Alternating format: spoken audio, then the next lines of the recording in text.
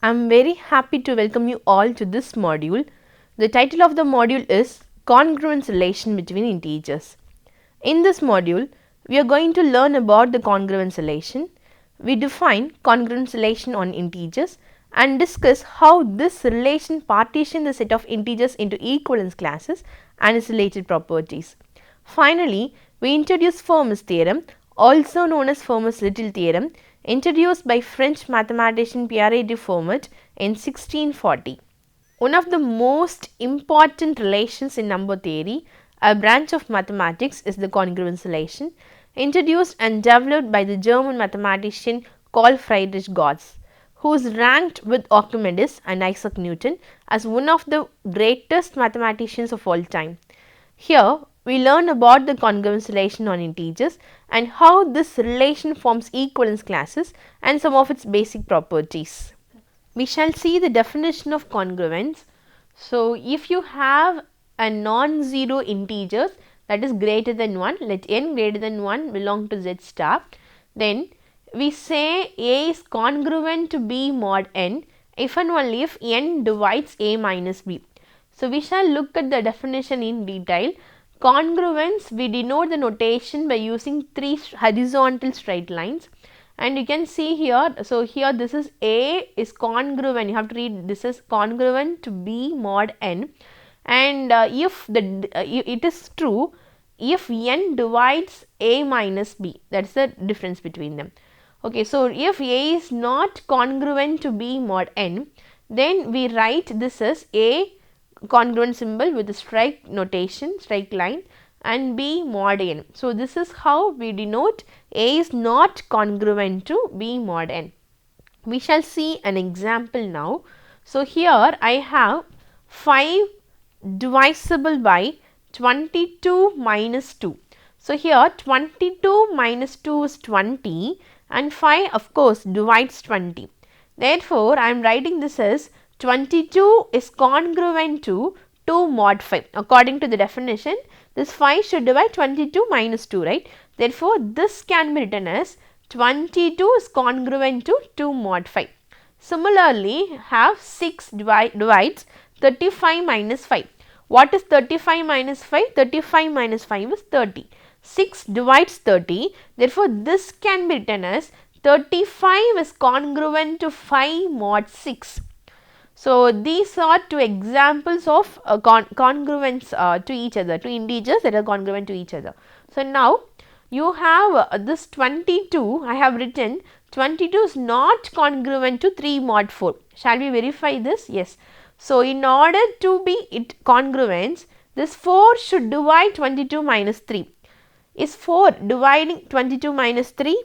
So, 22 minus 3 is 19 and 4 does not divide 19.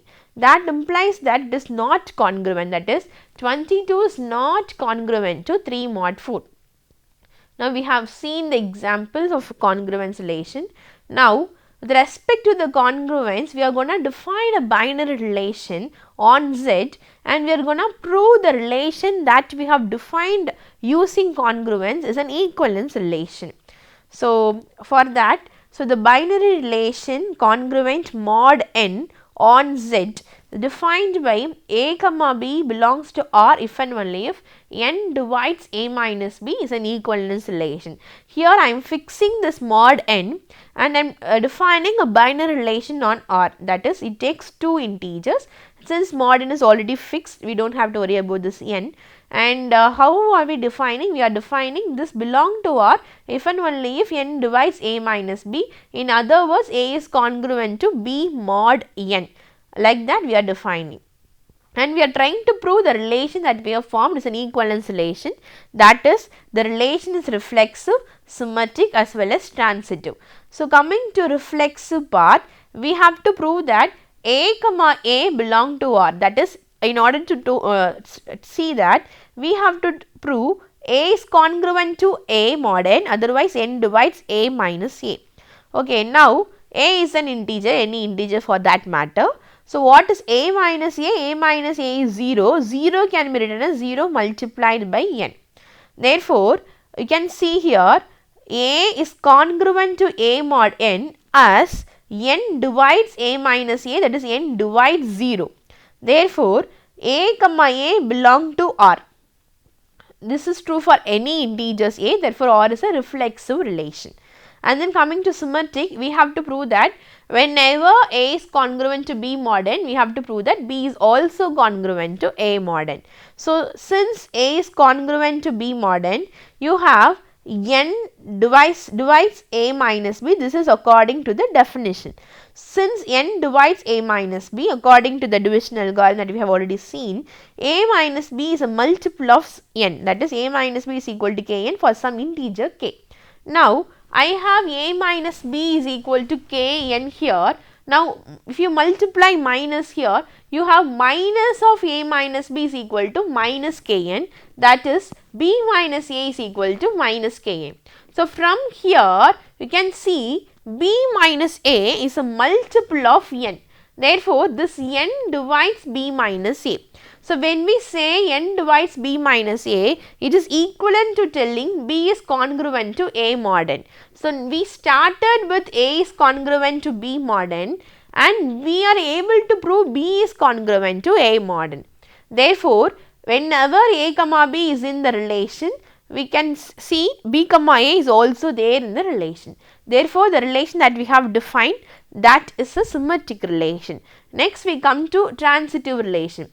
Transitive in the sense that when A is congruent to B mod n and B is congruent to C mod n, we have to have A is congruent to C mod n.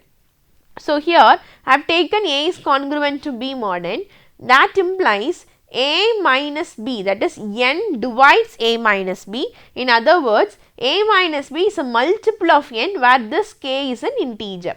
So, we also have B is congruent to C mod n, that again implies n divides B minus C. In other words, we can see B minus C is a multiple of n where this L is again an integer. Now, consider A minus B plus B minus C. What is A minus B? A minus B is kn, B minus C is ln, kn plus ln, that is equivalent to k plus L multiplied by n. So, what about here? A minus B plus B minus C is nothing but A minus C. At last, we have A minus C is equal to k plus ln. In other words, A minus C is a multiple of n, that is n divides A minus C, that we have A is congruent to C mod n. We started with A is congruent to B mod n and B is congruent to C mod n. We are able to prove A is congruent to C mod n. Therefore, the relation that we have defined using congruence, that is again transitive. So, altogether we proved that the R is reflexive, symmetric and transitive. Therefore, R is an equivalence relation. And then now we have seen the definition of congruence, we have seen some examples and we proved that the relation that we form using congruence property forms an equivalence relation. So, if you have an equivalence relation in your hand, you can very well talk about the equivalence classes. So, now we shall discuss about the definition of congruence class. So, this is the definition I have written here. Congruence class mod n. Here also the mod n is fixed. So, I am going to use this notation A bar to denote the congruence class of A. So, I am going to collect all the integers such that for all the integers that is congruent to A. So, this collection of B belong to Z such that A is congruent to B mod n. So, when I say it is A congruence class, it should have all the integers that are related to B with respect to congruence. That is how I am defining the congruence class. So, we shall see an example here. Here n is fixed, n is 2, we are fixing n. Now, here minus 10 is congruent to 16 mod 2. How? Because 2 divides minus 10 minus 16. Minus 10 minus 16 is minus 26 and 2 of course divides minus 26. Therefore, it is congruent to each other. So, if I have to form the equivalence class 16 bar, this is congruence class of 16, this will definitely have minus 10. Why is it so? Because minus 10 is congruent to 16, minus 10 will be there in 16 bar. And since it is an equivalence relation, 16 is also congruent to minus 10 mod 2. Therefore, 16 will always be there in minus 10 bar. Why is it so? Because 16 is congruent to minus 10, it will be there in minus 10 bar. So, this is just an example of congruence class. Now, we have defined, we will see another example from the definition that we have defined, congruence class of Z mod 4. So, this is I have 0 bar, that is 0 congruence class of 0, and this is 1 congruence class of 1 bar. Similarly, 2 bar, 3 bar, you can find. So, now 0 bar, according to the definition, we are going to collect all the integers that are related to 0 with respect to congruent, that are related congruent to 0 mod 4. So, now this is A belong to Z such that A is congruent to 0 mod 4. So, when you say A is congruent to 0 mod 4, if 4 divides A minus 0, right, therefore 4 should divide A minus 0. So, 4 should divide A minus 0 in the sense that 4 should divide A, which means that A should be a multiple of 4, that is A is equal to 4k. So, therefore, the 0 bar, the congruence class of 0 will contain all the integers that are multiples of 4. And coming to 1 bar, and here according to the definition, A should be congruent to, this is congruent to 1 mod 4, that is this 4 should divide A minus 1. If 4 should divide A minus 1, then your A should be of the form 4k plus 1. Similarly, in 2 bar you have to have A should be of the form 4k plus 2, and 3 bar you have 4k plus 3. You cannot talk about 4 bar because 4 bar will be equivalent to 0 bar. So, therefore, these are all the 4 congruence classes in Z mod 4, and you can see these 4 congruence classes partitions our entire Z mod 4. And then we shall see some equivalent conditions with respect to congruence. So, here you can see 5 conditions are there and all of them are equivalent. So, let me read it. This is one of the property of congruence. We have 2 integers and then n is also an integer, but n is greater than 1, and then the following conditions are equivalent. First condition is n divides A minus B, and A is congruent to B mod n, A belong to B bar, B belong to A bar is equal to B bar. How are we going to prove? If any one of the condition holds good, the other condition also holds good. That is 1 implies 2, 2 implies 3, 3 implies 4 and 4 implies 5, and the 5 implies 1. That is how we are going to prove this. So, now n divides A minus B. Okay, if n divides A minus B, according to the definition, we can very well write A is congruent to B mod n, therefore 1 implies 2 automatically. And what happens when A is congruent to B mod n? If A is congruent to B mod n, then A will be there in B bar. Why is it so? Because B bar will have all the elements that is congruent to B. Since A is congruent to B, I can write A belong to B bar. So, if A belong to B bar, can I say about B belong to A bar? Yes, because if A belongs to B bar, A is congruent to B mod n. Since congruence is a symmetric relation, B is also congruent to A mod n. Therefore, I can write B belong to A bar. Okay. So, now I have B belong to A bar, and then we also have A, if B belong to A bar, then A also belong to B bar. Therefore, A bar is same as B bar, right. So, we are able to prove this one also. Now, A bar is equal to B bar. If A bar is equal to B bar, then A is congruent to B mod n. That again implies n divides A minus B. Therefore, all of the conditions are related to each other. If you have one condition in your hand, the other condition will follow automatically. And then the corollary of this property is, if you have 3 integers and again n is greater than 1, A is congruent to B mod n if and only if A bar is equivalent to B bar, and you can easily see this because if A is congruent to B and then B is according to the symmetric relation, B will be also congruent to A. Therefore, whatever the integers that are congruent to A, that will also be congruent to B, because this we have congruence relation as an equivalence relation. Therefore, A bar is equivalent to B bar. So, we are able to derive some properties of congruence relation, and we can see from here congruence relation forms an equivalence relation and it partitions our entire set into equivalence classes. We shall see some properties of congruence now. So, here any integer is congruent mod n to its remainder upon division by n. Thus, there are n congruence class of integers mod n corresponding to each of the n reminders, that is 0 bar, 1 bar, etc. n minus 1 bar congruence classes. So, that is what we are going to prove now.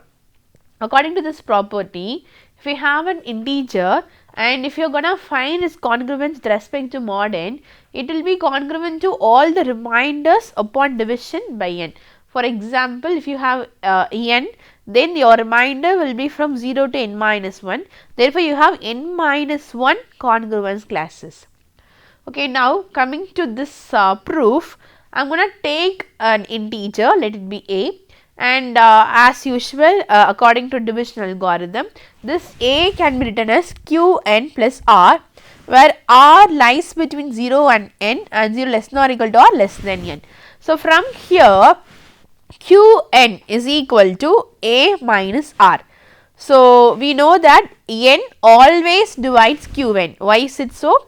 N will divide n and n will also divide the multiple of n. Therefore, n will divide qn. So, what is qn? Qn is equal to a minus r. Therefore, n divides a minus r. Now, since n divides a minus r, you have a minus r, that is a is congruent to r mod n. That is how we can write, no. So, therefore, this is congruent, a is congruent to r mod n. So, here r again lies between 0 less than or equal to n less than n, greater than or equal to 0 less than n. Therefore, the values of r are 0, 1, etc. up to n minus 1. There are n possibilities from 0 to n minus 1. So, let me take two integers from the set 0 to n minus 1. Let r1 r2 belong to this set, and let me take r1 is not equal to r2. So, if that is the case, then r1 will definitely be not equal to r2 mod n. Why is it so? Because the r1 and r2 are integers that is less than n. Definitely r1 minus r2 will be an integer that is less than n, that will be not divisible by this n. Therefore, r1 is not equal to r2 mod n for any r1 r2 that you are choosing from here, when r1 is not equal to r2. Therefore, clearly that you please remember that in your mind, and we know that always r1 belong to r1 bar. This is true for all the cases. A will be there in a bar, r1 will be there in r1 bar, but r1 doesn't belong to r2 bar. Why is it so? Because r1 is not congruent to r2, therefore r1 doesn't belong to r2 bar. Therefore, r1 bar is not equivalent to r2 bar. So, if you have r1 doesn't belong to r2 bar, then according to the equivalent condition that we have discussed earlier, r1 bar will definitely be not equivalent to r2 bar. Therefore, r1 bar intersection r2 bar is equivalent to empty, which means that all of them, whatever you are forming the congruence relations classes, no, all of the congruence classes will be disjoint. From 0 bar to n minus 1 bar, all the classes will be disjoint. Okay. So, coming to this problem, we are going to solve this congruence relation, that is 3x is congruent to 1 mod 5. We are going to solve this when 0 less than or equal to x less than 5. So, we have to find the value of x satisfying this particular relation. So, now here they have already mentioned you the bounds of x. It will be from 0 to 4, that is greater than or equal to 0 less than 5. So, let me go with trial and error method, substituting all the values and checking. When x is equal to 0, if you have this particular left hand side, this is nothing but 3x, that is 3 multiplied by 0, that is 0. This 0 is congruent to 0 mod 5. 0 is not congruent to 1 mod 5. And similarly, if you substitute x is equal to 1, you have 3 is congruent to 3 mod 5, and definitely it is not congruent to 1 mod 5. So, instead of writing it is congruent to 0 mod 5, it is congruent to 3 mod 5, you can also write it is not congruent to 1 mod 5, since we are discussing about this particular relation. So, when you substitute x is equal to 2, in the left hand side you have 6, and you can see 6 minus 1 is 5, and 5 divides 5. Therefore, when you substitute x is equal to 2, this relation is getting satisfied. Therefore, out of all the numbers values, x is equal to 2 satisfies this relation. Therefore, the solution for the given one is x is equal, that is 2. Solution for this is 2, and I have verified for 3 and 4 also, that is not a solution. Therefore, the solution for the congruence relation 3x is congruent to 1 mod 5, where x lies between 0 and 5 is 2. So, we shall see another property. So, here A is congruent to x mod n and B is congruent to y mod n. So, if you have these two with you, can prove that A plus B is congruent to x plus y mod n and AB is congruent to xy mod n, that is addition and the multiplication of the congruence relations. So, we shall start proving the first one first. So, you have A is congruent to x mod n. So, according to the definition, this means that n divides A minus x, that is A minus x is a multiple of the integer multiple of n. Now, also we have B is congruent to y mod n, that is B is congruent to y mod n, therefore, B minus y is a integer multiple of n. This is also according to the definition. So, right now I have A minus x is equal to kn, B minus y is equal to mn. Since I want the addition, I am going to add them together and see the result. So, if I add these two stuffs in the left hand side, I have A minus x plus B minus y, that is equal to kn plus mn, that is k plus m multiplied by n. So, from in the left hand side, I can write this as A plus B minus x plus y, that is equivalent to k plus mn, that is this n divides A plus B minus x plus y. In other words, we can say A plus B is congruent to x plus y mod n. That is what we have to prove, we proved. Now, coming to the next part, we have to prove AB is congruent to xy mod n. So, A is nothing but x mod n, we have written that here, and yeah, so we have A minus x is equal to kn, therefore, A is equal to x plus kn. Similarly, B is equal to y plus mn. So, what we are going to do? We are going to multiply them together. So, AB is equal to x plus kn multiplied by y plus mn. So, where k and m are all integers. So, now what I am going to do is I am going to multiply them inside. So, I have xy and then I have xmn, I have kny and then the rest of the stuffs. So, whatever I have in the remaining part, that will be a multiple of n. So, I am going to denote that by L and multiplied by n here. So, now all of them will surely have one n with them with it, because this is the only term that does not involve an x y. So, if you multiply k n y, you have n, and if you multiply k n m n, that also have n square in fact, and if you multiply m n with so kn with y and kn with mn, mn with x, you will have n terms. Therefore, all of them will be, the rest of them will be a multiple of n. Whatever the multiple, I am going to denote it by L, and therefore, this AB is equal to xy plus some multiple of n that I have denoted by L, that in fact tells me this AB minus xy is a multiple of n, therefore, n divides this AB minus xy, therefore, AB is congruent to xy mod n. So, we are able to prove the product also. So, if you have A is congruent to x mod n, B is congruent to y mod n, then you can add them together and say A plus B is congruent to x plus y mod n, and you can multiply them and say AB is congruent to xy mod n. So, this is another property. And the next property that we are going to see is this one. If AC is congruent to BC mod n and the GCD of C comma n is equal to 1, then A is congruent to B mod n. So, this is what we are going to prove. So, here you can see in the question whatever we have assumed that have a common element, that is the left hand side I have AC, the right hand side I have a BC, AC is congruent to BC mod n, and you have to note that the C multiple, no, the GCD of the C and n is equal to 1. They are relatively prime. Then you can cancel these two and say A is congruent to B mod n. So, if this is not equal to 1, you cannot write like this. So, this will happen only if this GCD of C and n is equal to 1. You have to be very careful while cancelling it out. Can do that only if C and n are relatively prime. So, we shall see the proof now. So, I am going to assume AC is congruent to BC mod n. That implies n divides AC minus BC and n divides C multiplied by A minus B. So, there is a lemma called Euclid lemma that tells when you have the GCD of n and C is equal to 1 and n divides C multiplied by A minus B, then n should definitely divide A minus B. This is Euclid lemma.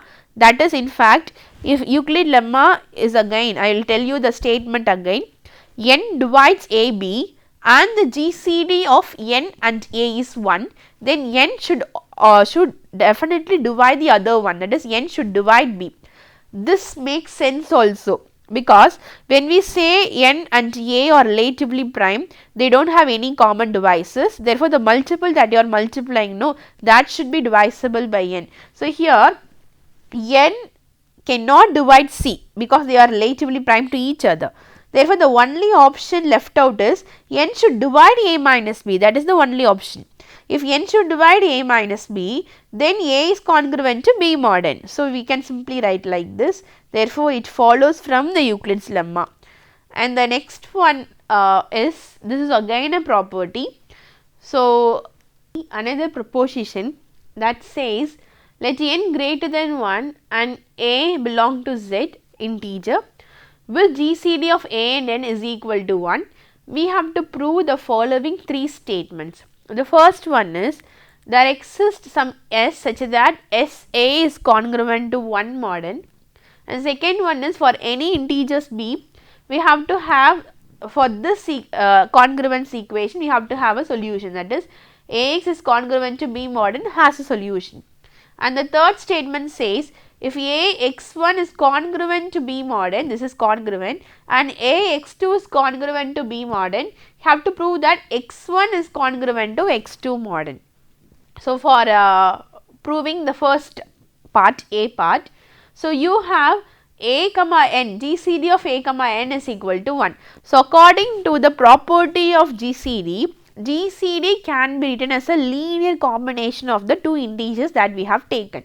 Therefore, that too unique. Therefore, there exist two integers S and T such that this one can be written as SA plus Tn, that is SA minus 1 is equal to Tn. That is SA minus 1 is a multiple of n. In fact, n divides SA minus 1. That means that SA is congruent to 1 mod n. That is what we have to prove in the first statement. We proved here. And the second statement says we have to prove this particular congruence equation has a solution. So, consider that equation now. Ax is congruent to B mod n. I am going to multiply both sides by S. Therefore, Sax is congruent to SB mod n. Right now, I have this congruence equation in my hand. Now, so here you can see, so if you compare these two, I can get the solution to be SB, that is here at x is equal to SB. We shall see how this we have got. So, now ASB, if you consider, this is nothing but ASB. So, this is congruent to 1B mod n, that is it is equal to 1B, that is congruent to B mod n. In fact, from here itself you can see SA is congruent to SB mod n and SA is congruent to 1 mod n. Therefore, this will be X is congruent to you have SB mod n. Therefore, from here itself you can say X is equal to SB is a solution of the congruence equation AX is congruent to B mod n. Therefore, whatever you have considered, here you have considered X is congruent to B mod n, right. So, that has a solution and that solution is equal to SB. Now, the next one we have to prove that Ax1 is congruent to B mod n and Ax2 is congruent to B mod n, we have to prove x1 is congruent to x2 mod n. Now, GCD of A and n is equal to 1. If Ax1 is congruent to Ax2 mod n, then you have x1 is congruent to x2 mod n. How is it true? Because you have GCD of A and n is equal to 1, right. So, just now we proved by using Euclid's lemma, we are able to prove that. So, therefore, you can cancel these two terms simply until x1 is congruent to x2 mod n. Therefore, we proved all the three statements. Now, we are going to see another theorem called Fermat's theorem that was named after a famous mathematician Fermat, and after that we are going to see some examples relating to the Fermat's theorem. We shall see the statement now. The statement says you have a prime number, let p be a prime number, then c is an integer, then c power p minus 1 is congruent to 1 mod p. So, this is what we have to prove. So, while looking at the theorem statement, don't worry about, don't panic, we will be able to prove this easily. Now, GCD of c comma p is equal to 1 because of the fact that p is a prime number and GCD of c and p will be equivalent to 1 for always. Now, none of the integers c, 2c etc. p minus 1c will be congruent to mod p, that is c is not congruent to 2c mod p, c is not congruent to p minus 1c, none of these integers will be congruent to mod p, and p does not divide c, 2c etc. up to p minus 1c also. This follows from the property that we have seen already. So, now therefore, you have c, 2c, 3c etc. p minus 1c is congruent to 1, 2, 3 etc. p minus 1 mod p. How are we getting? Since p does not divide all of them, if you find the congruence of it, definitely it will be having, maybe c will be congruent to 1 mod p or 2c will be congruent to 2 mod p, because of p does not divide all of them. Therefore, when you divide c by p, you definitely have a remainder. That remainder varies from 1 to p minus 1, not 0. And 2c, when you divide by p, definitely you have a remainder because p is not going to divide 2c also. Therefore, p minus 1c if you divide, definitely you have a remainder, and you can see none of the values c, 2c, p minus 1c integers are not going to be the same. All of them are distinct integers, and p is not going to divide all of them. Therefore, all of them when it is divided by p will definitely have a remainder ranging from 1 to p minus 1, may not be the same order. For example, c may not have 1 as a remainder, c may have 3 as a remainder, 2c may not have 2 as a remainder, but 2c may have another number as a remainder. But the thing is, all the reminders from 1 to p minus 1 that will come may not be in some order for another order, but all the integers will have a remainder which is divided by p. That is why when we write here, we are writing that is congruent to 1, 2, 3 etc. p minus 1. We are arranging here that we can always do 1, 2, 3 multiplied by p minus 1 mod p. So, in the left hand side you can see how many c's you have p minus 1 c's you have, that is c power p minus 1, and after that if you consider this 2, 3 etc. p minus 1, you can simply write that as p minus 1 factorial, that here also you have p minus 1 factorial mod p.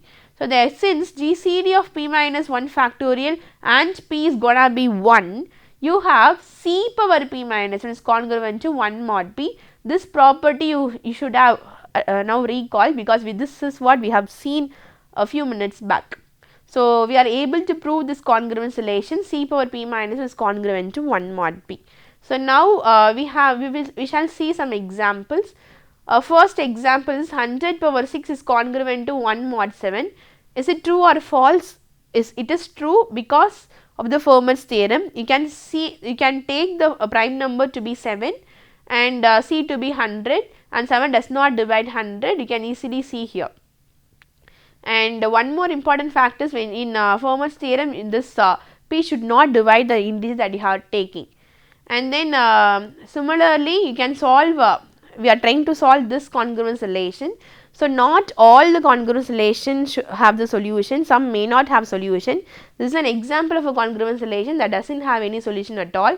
So, this is from, we are finding it with respect to mod 4. Therefore, I have taken from 0 to 4, I am not getting any solution, that is 2x is congruent to 1 mod 4, that is my congruence equation, but when you substitute I am not getting 1 here, right. Therefore, this particular congruence equation does not have any solution. So, in reality we may have some congruence equation that does not have any solution at all. Now, we have come to the end of the session. So, in this module we have talked about congruence, and we have talked about congruence relations, and with some examples we have dealt with some properties of congruence equation and some proportions of it, and at last we concluded the session by stating the Fermat's theorem, and by using Fermat's theorem we are able to prove some problems, when we have seen Fermat's theorem with examples also. I hope this module will be definitely useful to you. We will meet in the next module. Until then, thank you.